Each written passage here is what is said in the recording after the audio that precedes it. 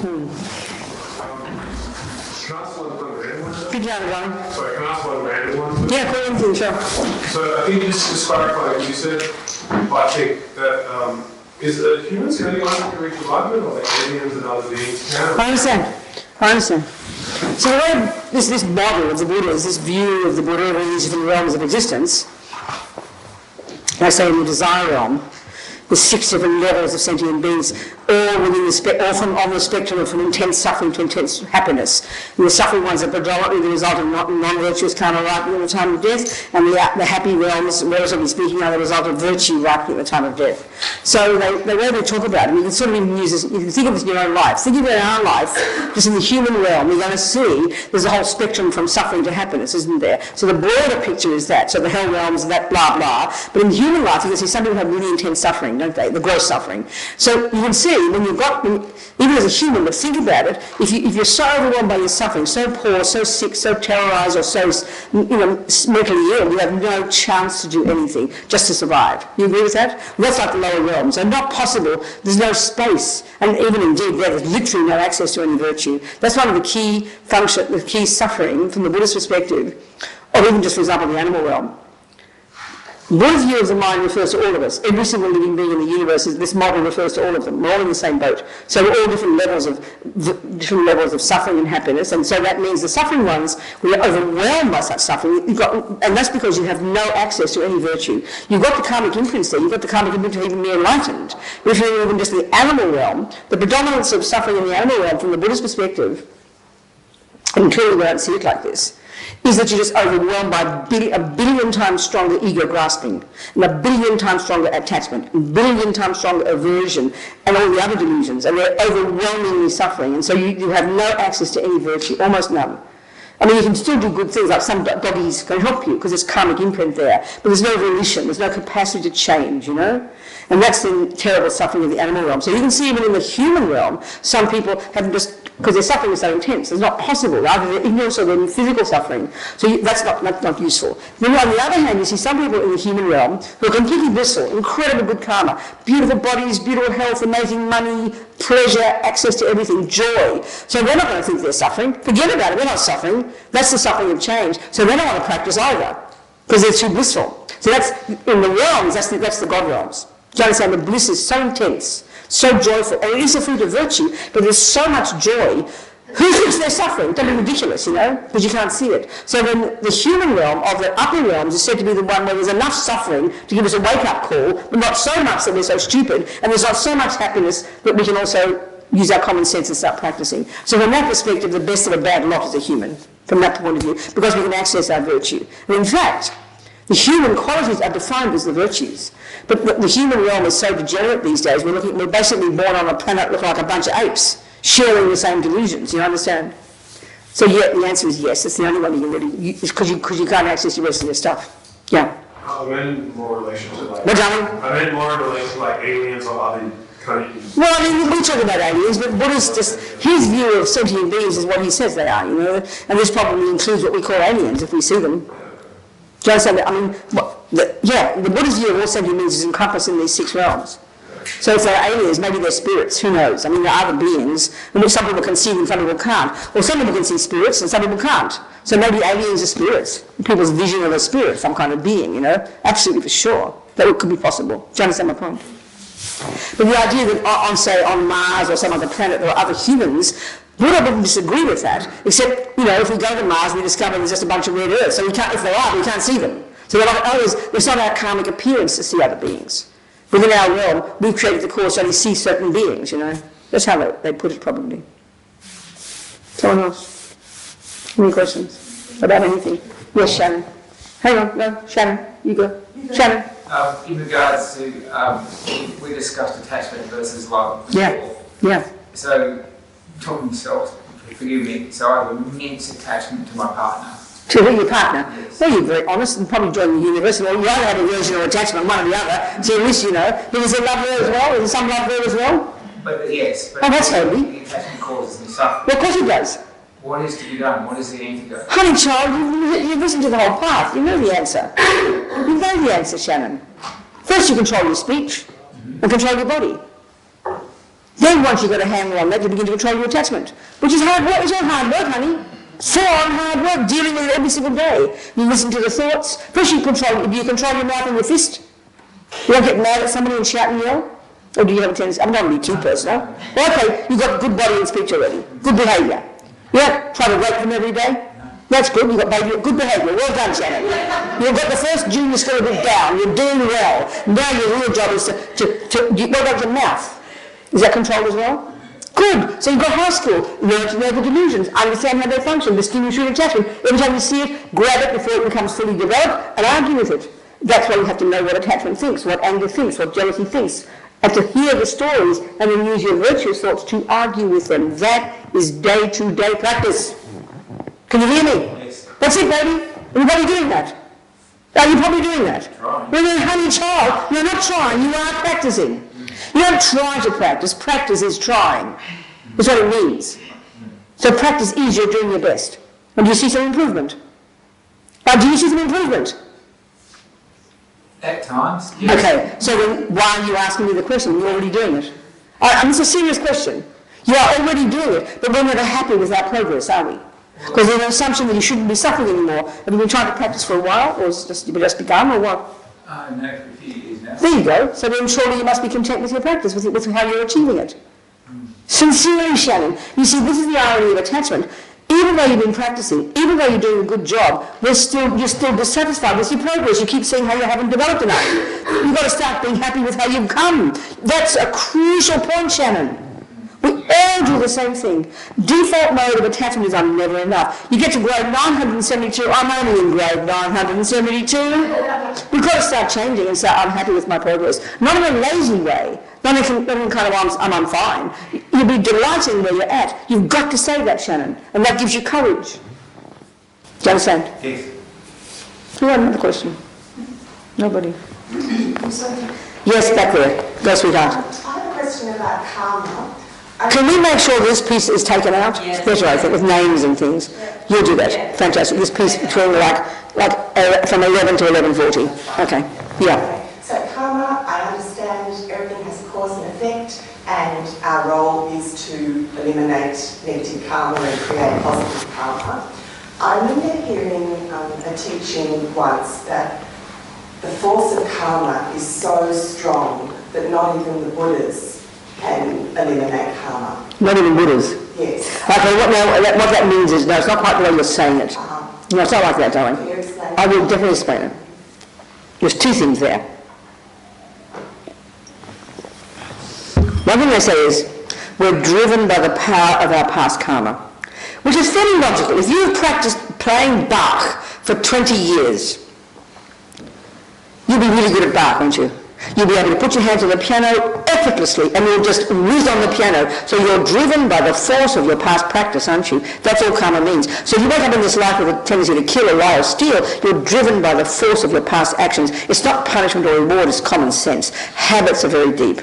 So the Buddha is saying that even the normal habits we have of ordinary attachment and ordinary eating too much cake, not to mention torturing and killing, are very powerful habits. Do you understand? So we're driven by the power of our past karma. When we know that, we'll be very humble with ourselves, and that's why we want to practice at the first stage, want to live in vows, want to do purification, which puts atomic bombs under those habits. We can't get ahead of the game without that. So we're driven by the power of our own karma. This is really powerful. Get the point? The other one is, point about karma, which is always it's a simple way that the Buddhists would put the alternative to the Christian view. The Christian view is very clear that because God is the boss, God made me, God made the rules, I break the rules, I have to ask God to forgive me, and God washes away my sins with his forgiveness. Are you hearing me? So every time the Buddha says the Buddha can't do that, it's just to show that that's not how it is. That's all. It's simple. Buddha's he's not a rewarder. He doesn't wash away our negativity. We have to do the work. That's all. That's all he's saying. That's all it means. Yes, okay, thank you. Following on from that, what's the role of prayer in Buddhism? Okay, tell me what a prayer is. What's a prayer? Tell me, analyse it yourself. What's a prayer? Prayer in the form of a supplication. Give an example of a prayer. Say some words that you know. Okay, we just took refuge. Let's say if we, want something, or we're going through a really hard time, maybe like, the one that's just being described, and we pray, please, give me guidance or help me. Right, so that's a prayer, okay? Would you say that's a prayer? Yes. So you tell me what you think the benefit of that is. Well, I don't know. Well, why are you saying you do it? Pardon? Why are you saying you do it? You're not saying you do it. Asking what is... But you mean, and what you're asking is if a person did do that, Yes. how would that help them? In Buddhism. I know it's in Buddhism, that's what we're talking here. So, okay, I agree, I understand. So you're suggesting that's a prayer, and you're suggesting a prayer is supplication to somebody to please guide you and help you. So who is that person? I understand, darling, I understand, let's analyse it. So who is that person saying those words to? Who is that person saying those words to? It would be to God in the... No, we're talking Buddhism. So who are you speaking to? I would imagine it's to Buddha. Good, okay, stop right there. That's called Buddha. That's called Buddha. So, okay, that's called a prayer. All right, if I'm sick, what's your name? Mary. Mary. Mary. Mary. Oh, Mary. Okay. Mary, darling, if I'm sick and you're a doctor, I will come to you and I'll say, please, Dr. Mary, will you help me?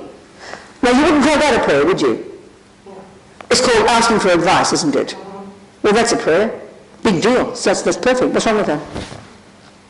A person who is a doctor has learned to be a doctor, has got skills and wisdom such that when I come and ask you to help me, you've got the skill to help me. A Buddha is a person who's become enlightened over countless lifetimes, who's got infinite compassion, infinite wisdom and infinite power, and the only reason they exist in a body is to help me. So I turn to them and say, please guide me, please bless me. At a subtle level, indeed, but it's exactly the same as at a fraction of difference.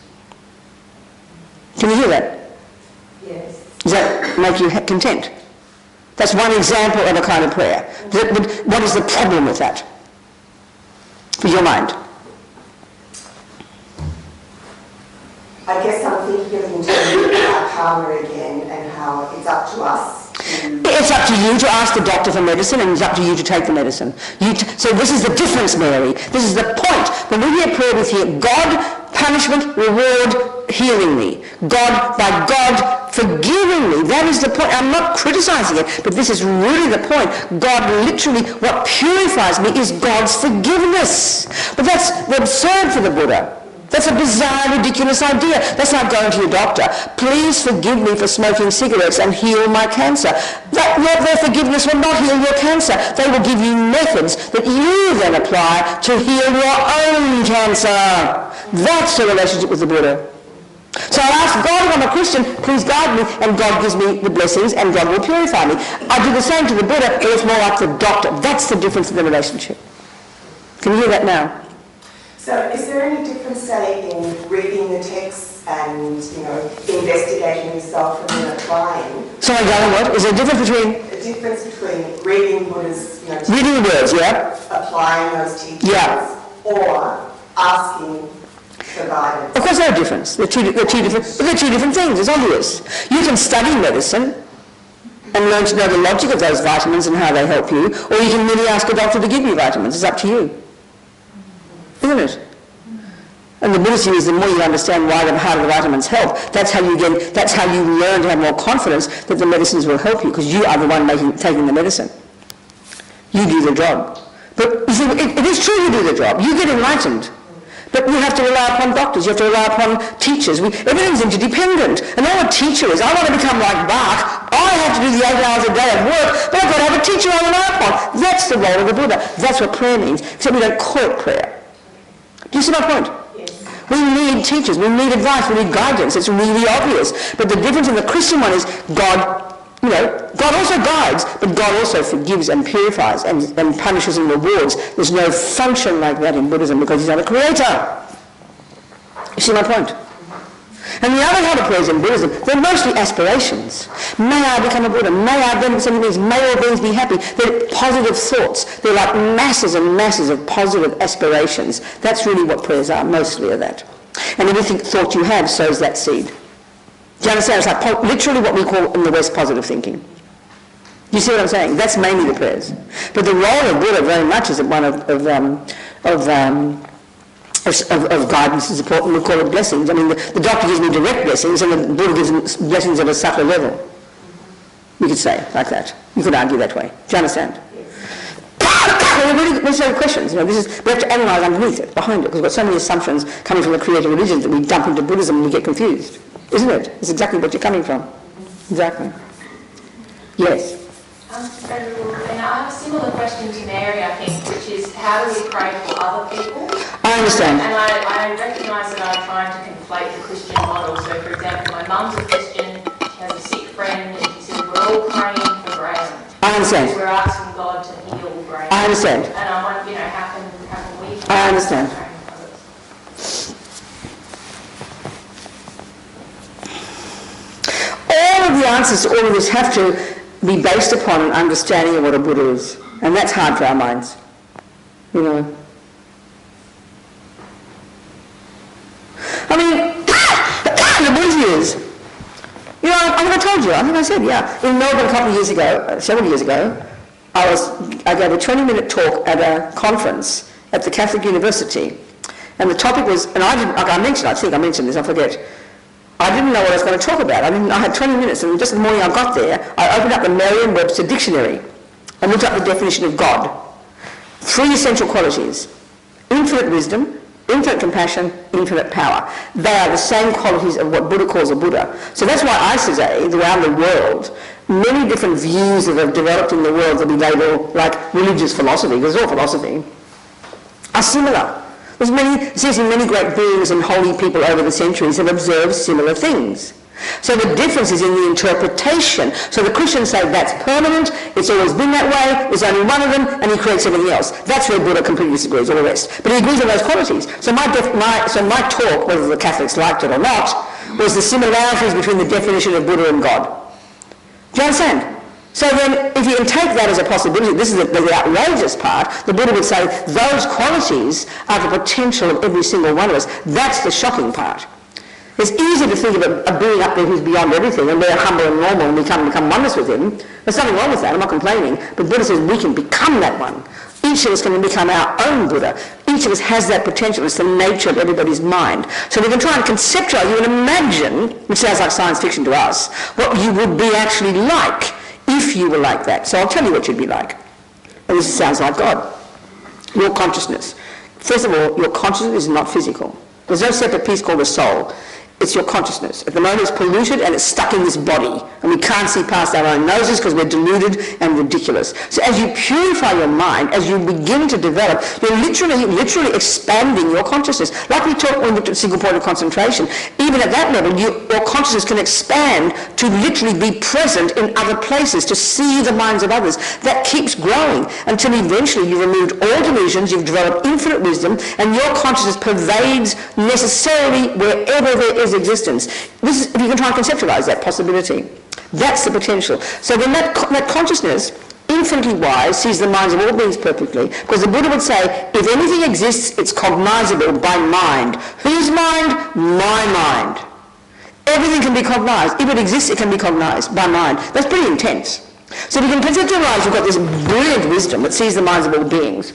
And because you've cut any sense of a separate eye, your eye is as big as the universe now, encompassing every single sentient being as if they were you. And you see their minds perfectly. And you have the added component of this infinite ability to manifest your mind in trillions of forms throughout trillions of universes for trillions of eons to benefit these trillions of sentient beings. This is Buddhist psychology and philosophy. This is doable, as nutty as it sounds. So I think that person is quite capable of doing quite a few things, is the answer. Can you hear me? Why not? I'm lost. Where? Why? What are you lost about? What didn't you hear me say? I mean, excuse me, no, stay back what I said. So, Speaking simply the last few sentences I said, what am I saying? that each of us can become a What? And what's a Buddha? all-powerful, all-knowing, omniscient. Can pervade the universe and can manifest in trillions of forms. So you get dogs, ants, bridges, microphones, people, humans. That's kind of a powerful person, isn't it? That's kind of capable. Yes. You think they couldn't help heal a bit of illness? Do you think that's... And what's wrong with that if they can? No. So what's wrong with that if they can? So the Buddhas can heal illnesses. If you have the karma. Yes. Remember the story about Harry? Yes. Okay, I'll tell the story. This is the thing, because he's not going to create it, you're so confused. Like Mary said, I have to do it, then have... It's like everything's interdependent. You can have the most brilliant doctor on the planet who has got... Okay, for example, The doctor, a Tibetan doctor, I told you about my friend Dochen, he's got this little boy who's called autistic. And I said, for God's sake, talk to the Lama Zopa, so he gave him all these practices. And I said, send a picture to the Tibetan doctor and say some symptoms. Just a photo in an email and half a dozen symptoms. And all he has to do is look at that picture. And that doctor says, yeah. He can see who he is. He can see with his mind that he's recognised who he is. He's a yogi. That's how yogis behave. That's called wisdom, baby. Isn't that kind of powerful? So that wisdom allows a person to do the right thing to help themselves. So the more powerful your doctor is, the more they can diagnose your problem, the more medicine they can give you. It's almost like they're a magician that they fix you, but they're still interdependent. You have to be healed by them. They have to have the wisdom, and you have to have a connection with them, and you have to do their advice, and then it all happens, as if it's magic. But it's all very interdependent. So Harry, the story about Harry, it's in the Bodhisattva parts really which we'll talk about, is our friend Harry, who's American. And he's a yogi, got a cave up near Lama Zopa's place, been meditating for years. And everyone says, oh, Harry's a bodhisattva, you know. Well, I don't know, he's a nice fellow. When you meet him, he's like Father Christmas. He's sort of fat and jolly with a beard. I think he's skinny now. He meditates he's now got a place in the States. Anyway, one time at Copan, this is in the 90s, before cell phones, and he was planning to go up to the mountain again. If you walk up there, sometimes it takes 10 days, depending on how far, whether you get a helicopter to look, or wherever, a plane, then you walk for several days. So he's walking up there. So anyway, he's at Copan, and he's decided to go, and he's going. The Lama Zopa had a dream, he said, that Harry would die, so get a message to Harry not to go. Well, my added piece here is Lama Zopa never sleeps, and he's clairvoyant.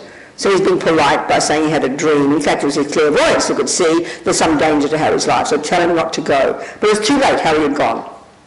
So when he asked Geshe Lama Kontrog, this amazing yogi who didn't eat, sleep, eat or sleep or anything else, because he's a great yogi, meditating day and night, becoming a Buddha, he asked him to pray for Harry. Pray for Harry is what they say. Pray for Harry. So what that looked like is this. There's Harry, way up the mountain. He's meditated for years. And he told me the story later. He's walking up the mountain with his big pack on his back, 20 kilos or something, and he's walking up, and if you've been up there, you know this paths are very narrow. There's this particular path, which some of the mountain was cut off and had to go this very treacherous path. And often these Sherpas fall off the mountain, it's very treacherous. So he's walking up this path, very narrow, very scary. The story first happened because the nun who was with him told the story. So he's walking up with his bag, and he suddenly sees 4 Sherpas coming down. And it's really tight, and these Sherpas, they've got these 60 kilos on their back. These are skinny boys with their flip-flops. And then basically all you do is see your feet, You're like this bent over, this massive pack on your back around your forehead. So it's really treacherous with these 60 kilos on your back. We walked up there, were you there when I only got knocked over by the yak? Remember that? The yak really knocked me off, The yak heard got so mad at me, because I wasn't paying attention to the poor yak, So you can really fall off. It's so easy, and there's big drops, I tell you. So these guys in this narrow path, really treacherous, these massive packs on their backs, and suddenly they appear in front of Harry, looming large, and Harry's first thought was, 4 of them, 1 of me, I'll step to the side. So that's in all the Bodhisattva teachings, all these methods you use to try and exchange self for others, this whole genre of practices. This powerful practice of accomplishing bodhicitta, where you literally, others become more important than you. It's outrageous. I'm going to talk about this. So there he was, automatic first response. 4 of them, 1 of me, I'll step to the side. Meaning 4 human beings is more important than me. Whatever you like. So there's no drama. He wasn't like a drama queen. Oh, I'm going to step to the side of the cliff for your sake. No, he just stepped to the side of the cliff by the edge. Then he could see it was so intense and so close, he then said to himself, if they knock me, I won't hold on. So they knocked him, and he didn't hold on. His pack is pulling him, he said. His feet on the ground. He said it was like a big drop. He said, exact words, I had a psychic vision of the entire fall. I saw my body crash to the ground. So he's falling. The pack is pulling him. His feet are on the ground. He's not holding on. And then he said, I felt the hands of Geshe Lama Kontrog forcefully push me, and he reversed direction and fell into the Sherpas. So that's the capability of a Buddha. I know it sounds like cosmic. I know it sounds like what you think of as religion, but that's the capability of Buddhas. But it wouldn't happen if Harry didn't have the karma to have it happen. Listen to me. Mary can be the best doctor on the planet. She has done all the work. She knows every way to help me. She just has to look at me and she knows how to heal me. But what if I don't like Australian ladies? Her hands are tied, baby. She can't help me, but she's capable. That's the interdependence. So because of how he's practiced, because of that incredible bodhicitta, he opened himself to be helped by a Buddha. Do you understand now? Can I ask? Of course you can. So, for example, if Andrew has an illness and I'm his friend and I'm sitting at home on my cushion, I'm not a bodhisattva. That's why you ask the Buddhas. So it's reasons. That's why you ask. Helen, he's got a headache and Mary's down the road. Oh, I'm going to try and help Andrew myself. Don't be so selfish. Send him to Mary. God almighty. It's obvious. You call Mary, Mary, give some Andrew some help, please. You say, Buddha, please help. They're going to come running, baby. It's their job. I know it sounds like Jesus, and it's not different. It is in many ways not different. The difference is no creator. The difference is not permanent. The difference is you can become one. The difference is you do the work. There's a lot of similarities. I know, I was a Catholic. I think it was the similarity that was tripping me up. Exactly, it's the same. That's why we ask these questions. That's why the fundamentals, even the view of morality, that a sin is doing what God said not to do. That is so intense as a philosophy. That is not the Buddha's view. Now we get that when it comes to the ordinary world. We know very well, if I go to Mary, she doesn't forgive me of my cancer. I mean, we would laugh at that. That's Buddha's view when it comes to the spiritual stuff. We do the work. That's the whole point. But it doesn't mean you don't depend upon a doctor. That's the point. Are we communicating, people? Mary? Yes. Good, darling.